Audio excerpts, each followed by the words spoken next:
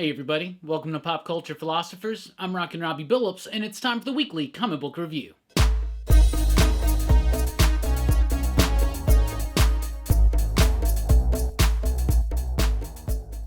That's right everybody, thanks for checking out the video. I am Rockin' Robbie Billups. This is the weekly comic book review. It's the show where I read a lot of comic books, and I'll let you know what I thought about them, and we always start with the pick of the week. And y'all, this one was really close.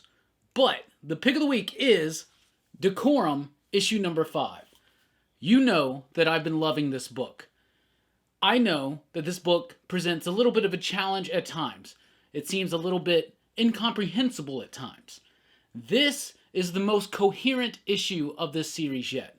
And to me, this is one of the most solid issues of this series yet. It's not quite as imaginative or world building as some of the previous issues, but this one tells a very simple story. It's a training montage, albeit in a Jonathan Hickman, Mike Huddleston type way. I've been loving this book, even though it may not seem to be as imaginative. The way that it's playing with its structure and using a very familiar structure on a familiar story trope, and the way that they kind of throw this innovation around the artwork, it is still imaginative and at the same time still innovative.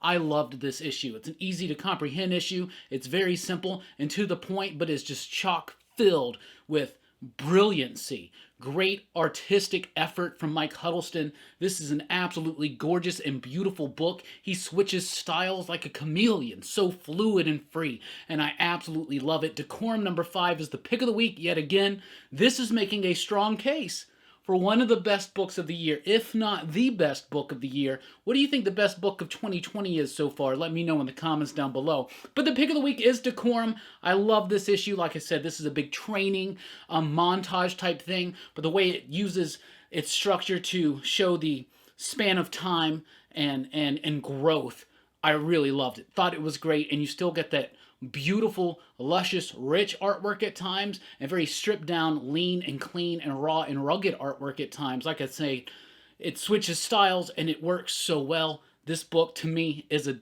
damn near masterpiece. So it's the pick of the week.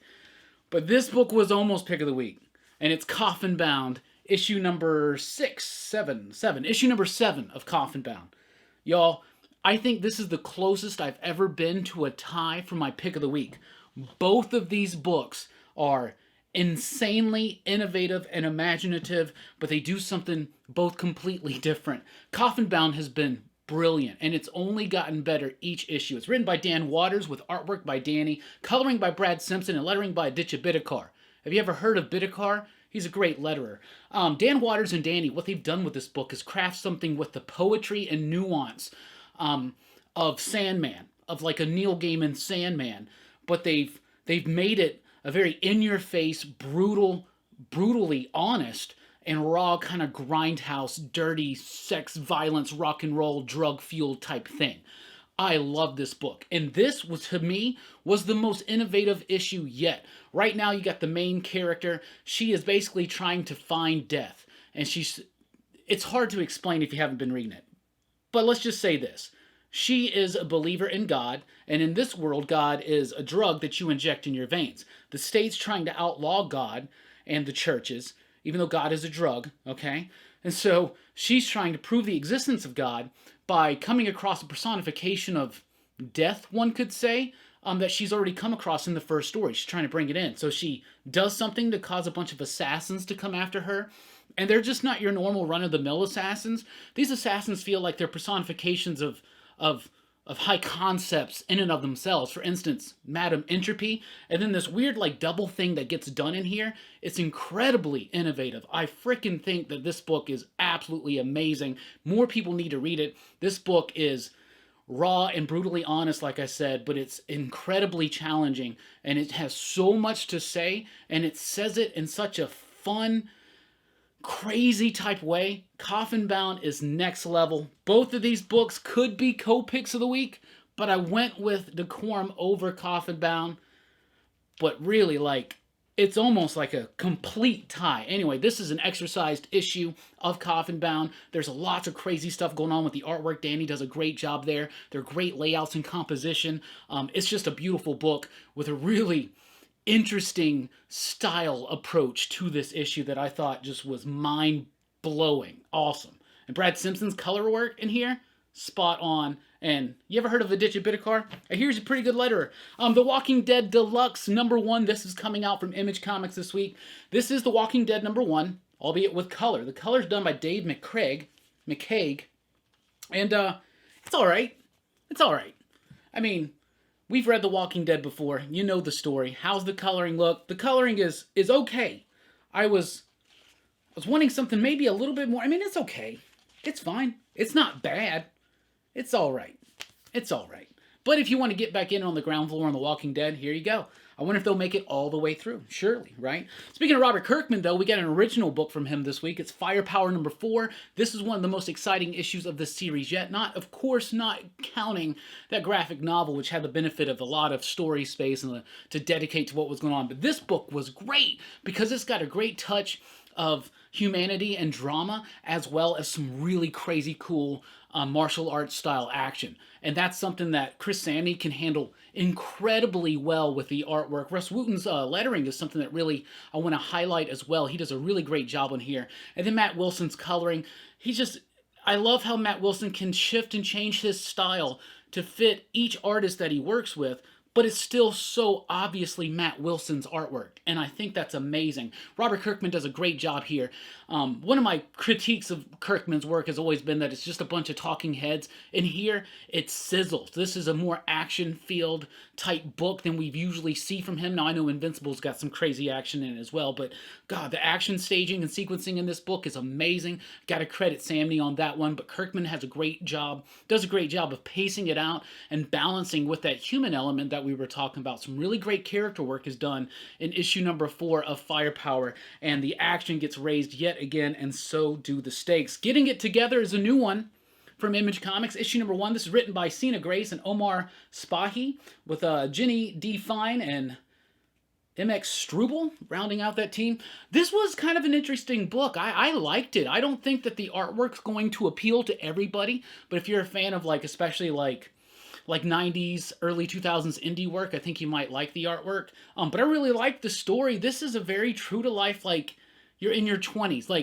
This felt to me like me and my crew and our friends and our extended friends.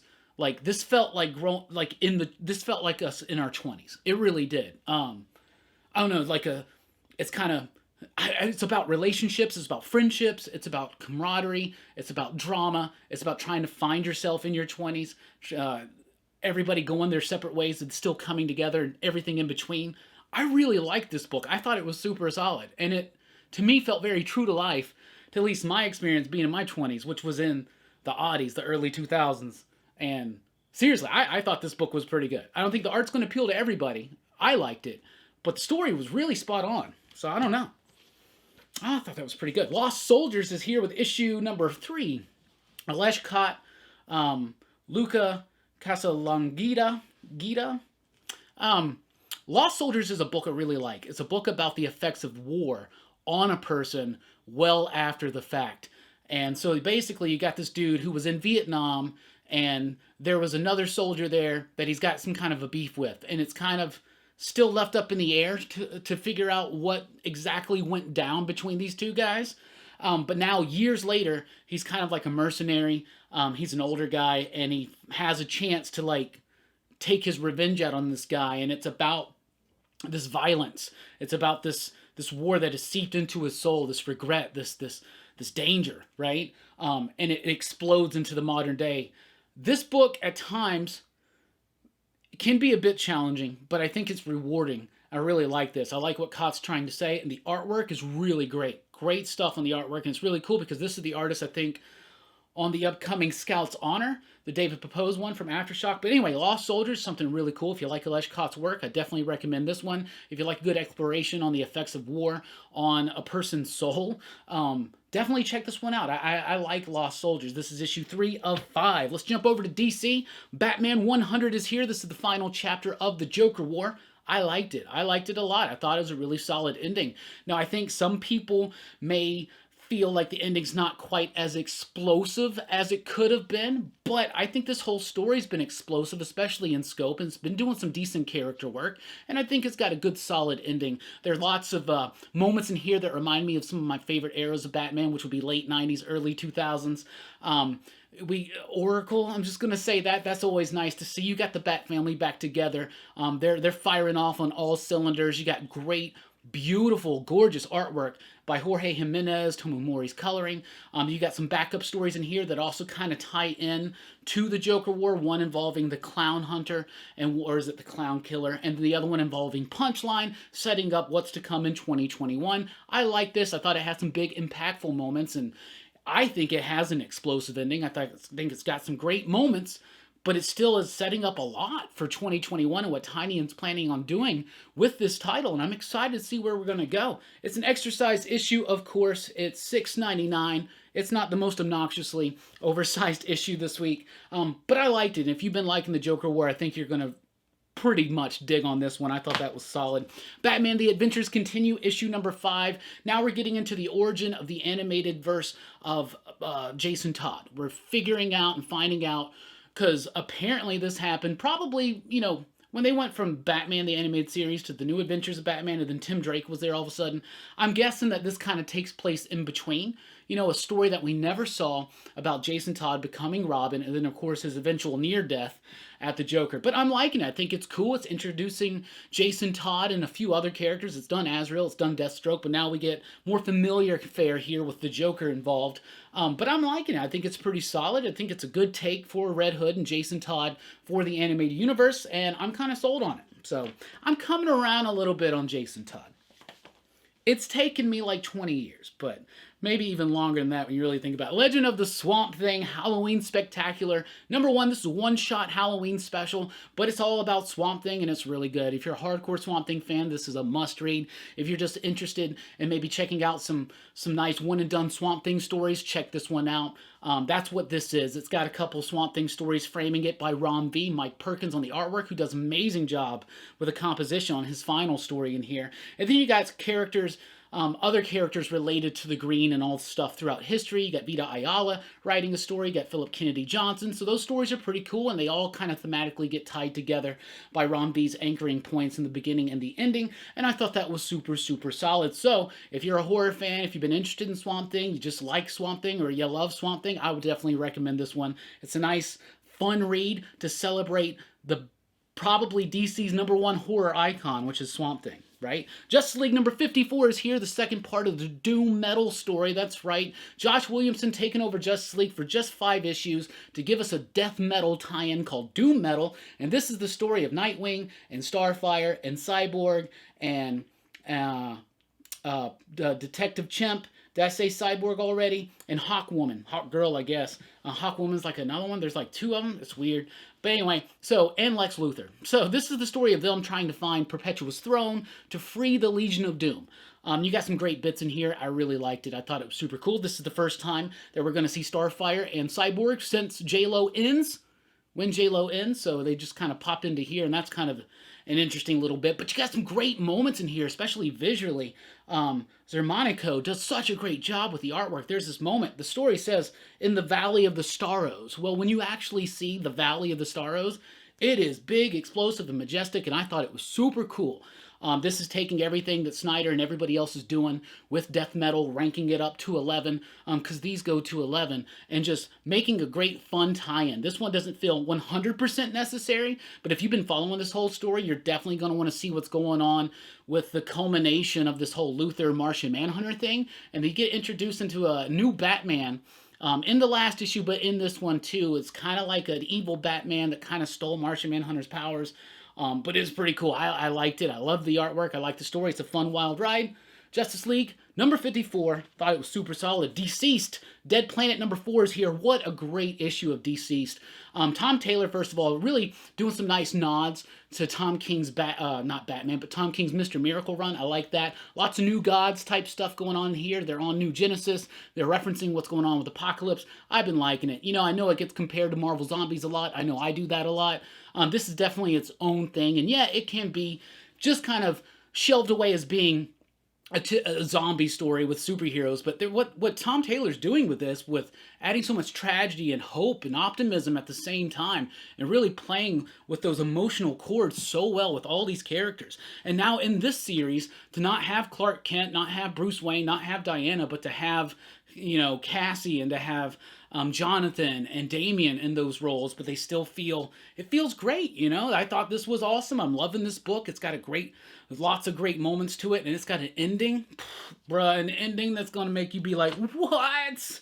Give me issue 5 right now. And then, of course, we got a facsimile edition of Wonder Woman #1. This is from 1987, I believe. This is the beginning of the George Perez run. This was the first Wonder Woman stuff I really read, and I've always kind of had a warm, fond place in my heart for it. The Dreaming Waking Hours issue #3 is here with the best issue of this Dreaming series yet. Wow. First of all, the artwork is absolutely beautiful by Nick Robles, Matt Lopez in there. Fantastic stuff. G. Willow Wilson. Wow, this is such a great script from her. There's some great nuanced moments with lots of subtext, and then there's just fantastic artwork. Great composition, a great pace throughout. I'm trying to figure out if Matt Lopez is the colorist or the letterer. It's the colors. Okay, Matt Lopez. Simon Boland's the lettering. Anyway, really great book. If you're a fan of the Sandman world or the Dreaming world or anything like that, I highly encourage you to check this book out if you've been sleeping on it. It's great, and it got a bunch of dose of Shakespeare and some cool stuff going on there, but a great exploration on nightmares and dreams and Shakespearean history. I thought it was great. This was the best issue of the series yet. And look, Scott Snyder's brought back American Vampire. American Vampire 1976 #1 is here. This is the first part of a 9-part series, I believe. That is the final volume of American Vampire. Now, I've only read like the first 4 volumes of American Vampire, so I missed a lot of the story. I've always been planning on getting caught up, and now's probably a good time to do it. But I just decided to go ahead and read this just in case, to see how it reads as a #1 issue to someone who hasn't been keeping up with the story, and it was great. So even if this is your first American Vampire story, they're gonna reference stuff that you don't know what they're talking about. But I've been liking this series. I think it's been great. I loved it back in the day, so it's nice to see it return. Raphael Albuquerque's artwork is great and probably better than ever. Snyder does a great job of taking American history and throwing it and telling the story of American history through the eyes of a vampire, growing up through the 20th century, or living through the 20th century, I should say. I really liked this book. I thought it was a great, solid first issue, and it definitely got me excited to go back, reread the first 4 or 5 volumes, and then get caught up, because I think there's like 6 or 7 or something like that. Let's jump over to Marvel. We got Thor #8 out this week. This is a little bit of a lull for Donny Cates, right? He did some explosive stuff in those first 6 issues, and now here we're dealing with some real things about what's going on with Thor's hammer, but we're not really quite dealing with that yet. But this is a nice, light, fun story. It was just a 2-part story. We saw what happened at the end of the last one. That gets addressed with. You got some nice, interesting Iron Man and Thor moments in this one.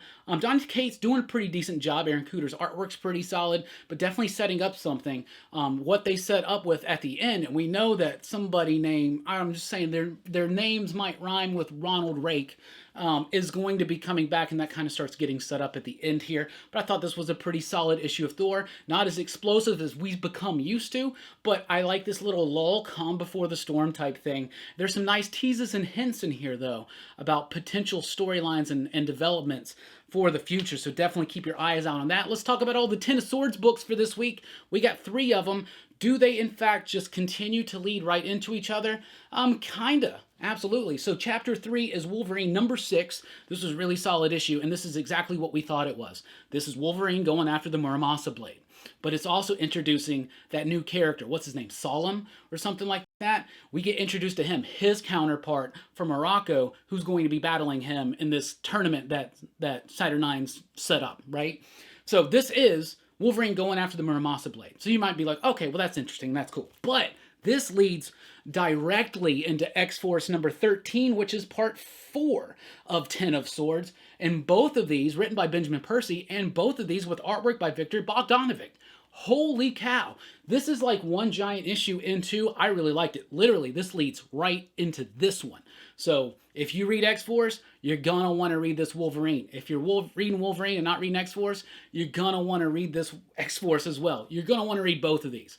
And if you're wanting to follow the story, we're getting the idea now that at least until we get to Stasis, these stories are going to be about people, the sword bearers, finding their swords. This was a really cool story with really great artwork, and I thought it was really great. Really great, great, great. Marauders number 13 is here, and this is the 6th part of Ten of Swords, and this is the story of Storm finding her sword. Because Storm, along with Wolverine, is a sword bearer, and this is the story of her finding her sword. This doesn't seem like it's going to really tie into everything else. This story is kind of self-contained. It's not like, you know, a 2-part story through these things, but it seems like that's what we're getting, at least until Stasis, which is probably going to be like the calm before the storm when all the armies, when the sword bearers meet up for the tournament. But everything until then is going to be the X-Men gathering their swords. But what really is cool is that these swords do come at a high cost.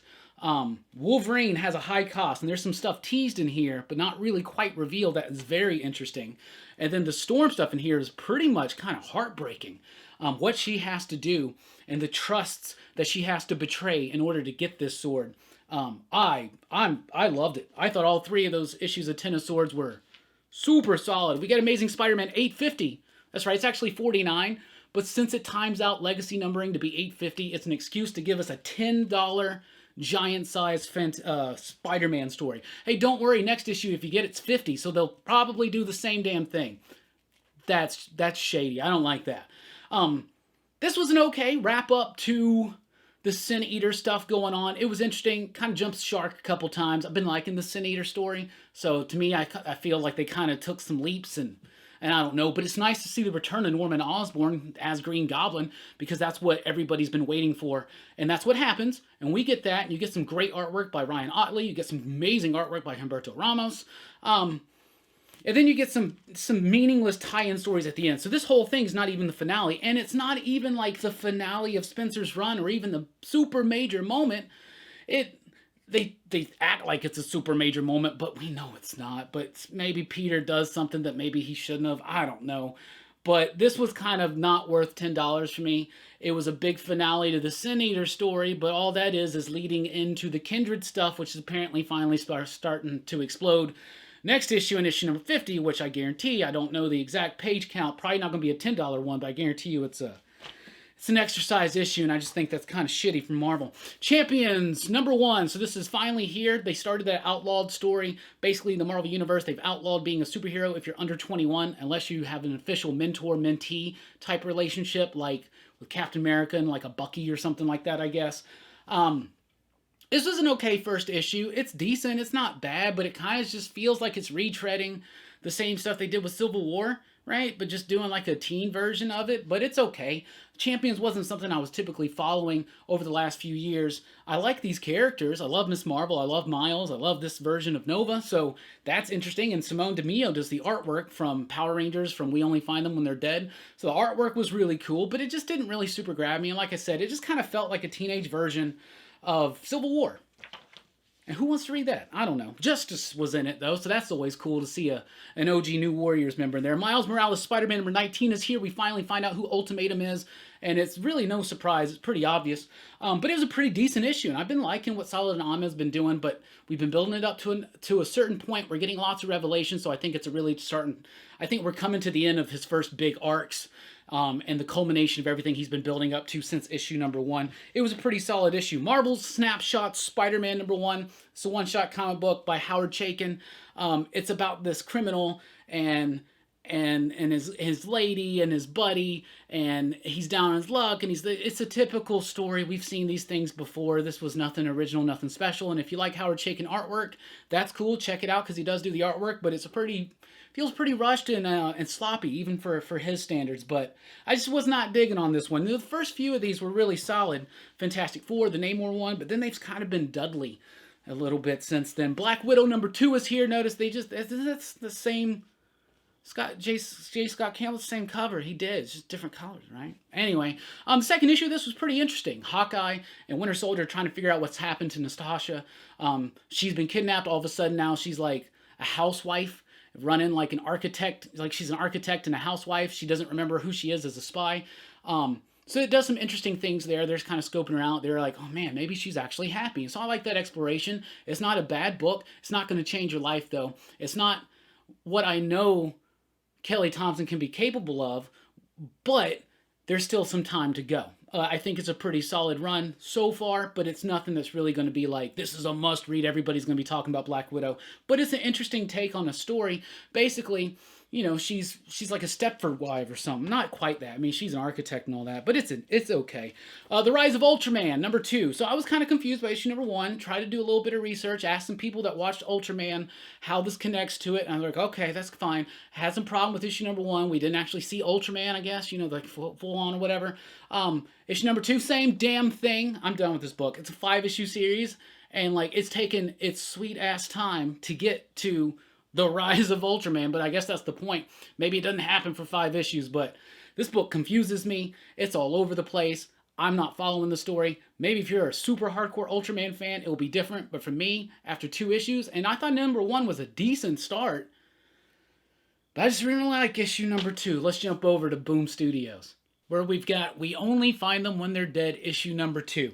Now, I loved issue number 1 of We Only Find Them When They're Dead. A great concept. Basically, you got these godlike celestial type beings out in space. You have these people that are out there in their ships. They're called like coroners or whatever. They're out there performing autopsies, basically slicing up these celestial godlike beings and using them for resources, right? So you get all these different ships. They work for different companies. Some of them are freelancing. Maybe they're doing it for themselves. So that's an interesting world that was built up around this concept of these guys just floating out there dead in space.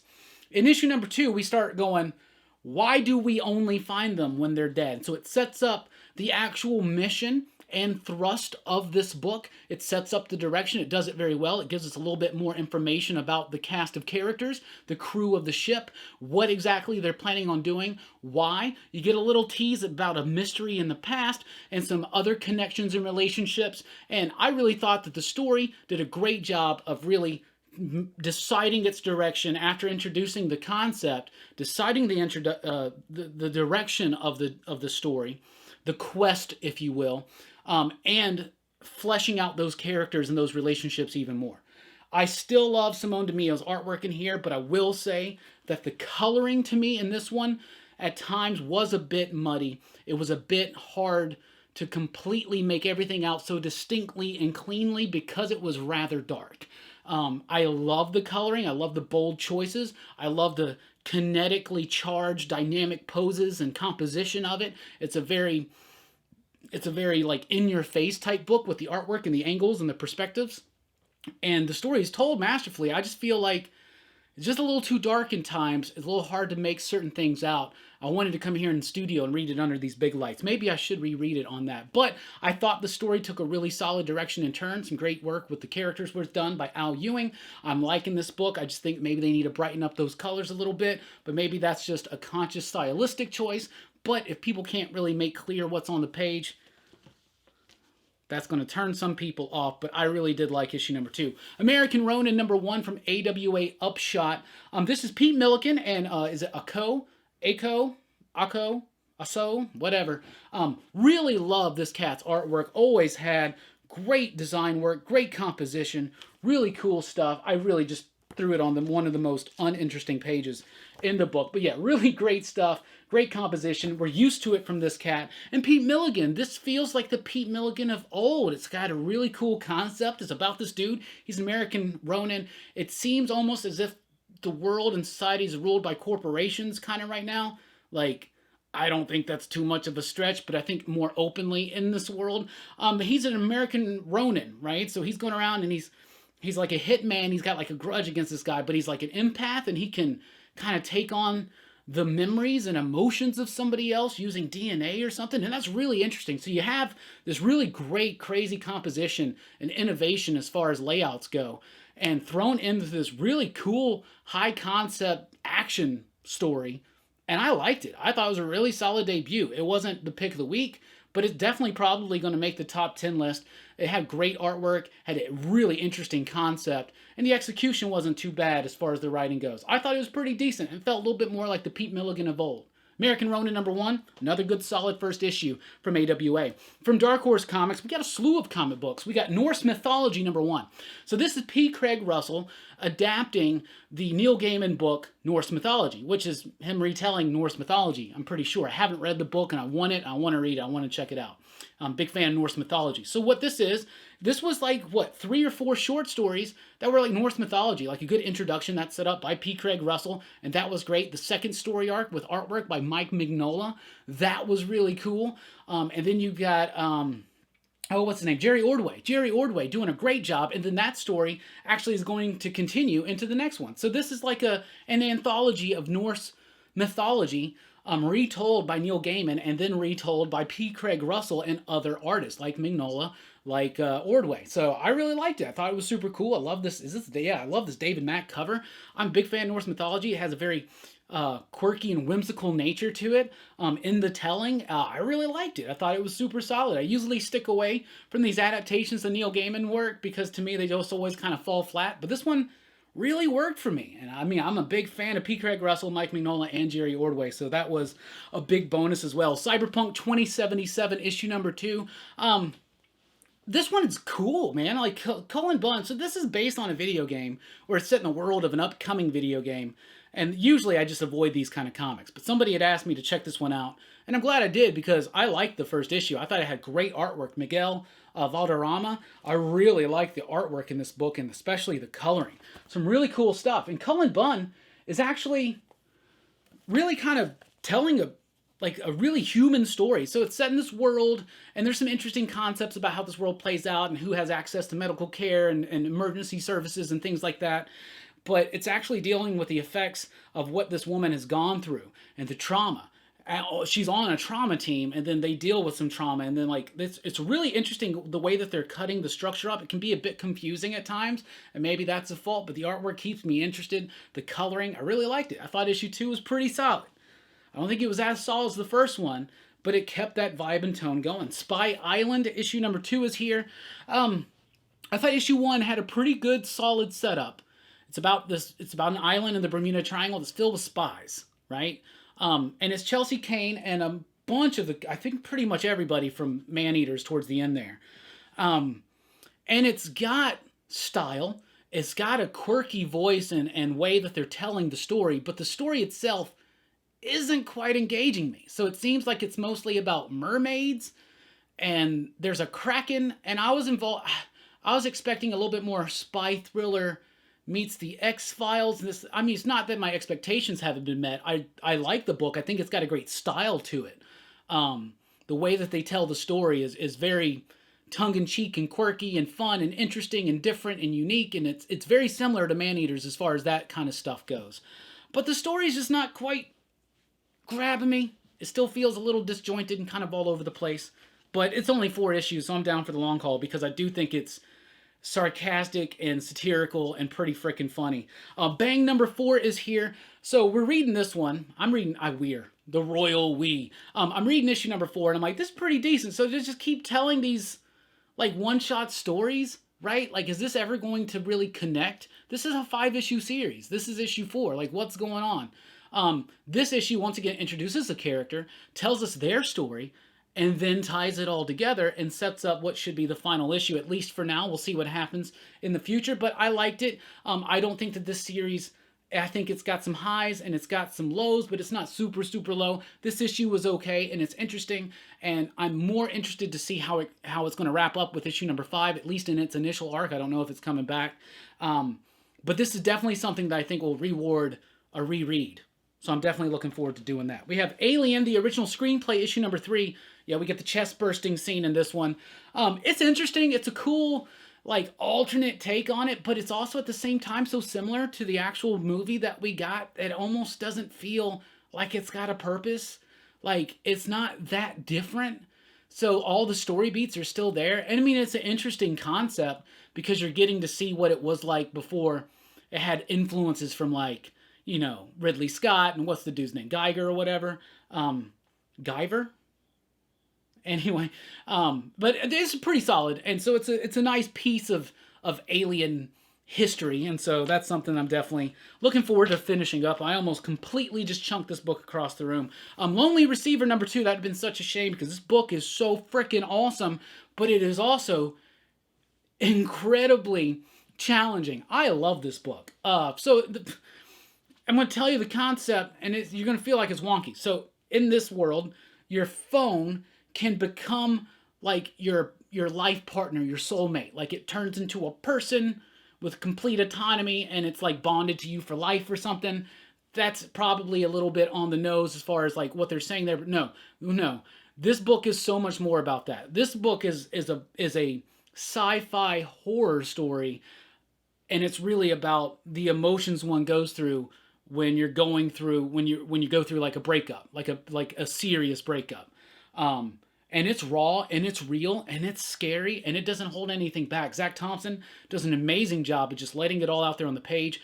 Interesting, crazy concepts. They don't go out of their way to explain things to you, but what really hits you is the weight of what this person is feeling and how you can dig yourself into a pit of despair, especially after losing like a relationship or something, and the crazy thoughts sometimes that will go through your head.